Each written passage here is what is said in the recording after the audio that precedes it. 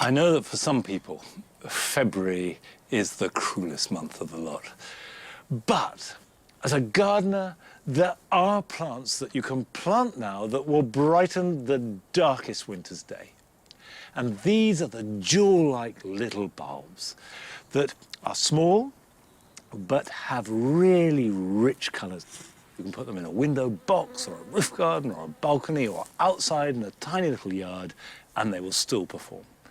Now, I'm going to start with an iris called Harmony, which is a lovely, rich cobalt blue.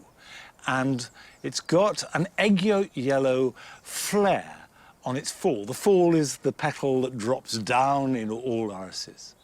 Now, these irises need really good drainage, so your compost needs to be right. What I've got here is my basic coir and bark-based compost, mixed with a bit of perlite and a bit of leaf mould. So I put 2 scoops of that in. Now I'm going to mix that with grit. And you need at least 1/3 of the volume with grit. Actually, I like to do a bit more than that and do almost more like 50%. Half fill it, and of course you always plant them pointy head up. And we can put these about 1 inch apart. And what I always do is make a ring right round the edge of the pot, and then another ring in the gaps. Now cover it over with a layer of this gritty compost, so they're fully protected. And then what I do is put a layer of grit on the top.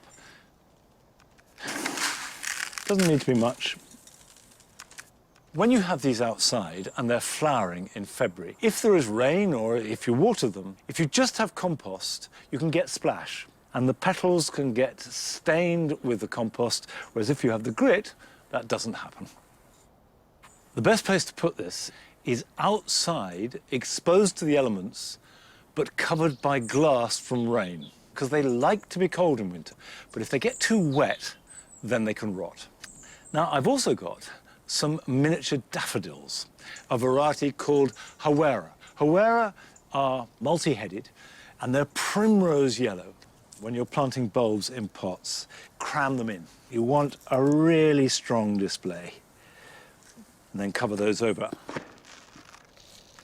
Daffodils are less sensitive to wet than iris, but still put them somewhere where they won't sit in a puddle. And then, when you're ready, when you see the buds start to appear, move the pot somewhere where you can really appreciate them.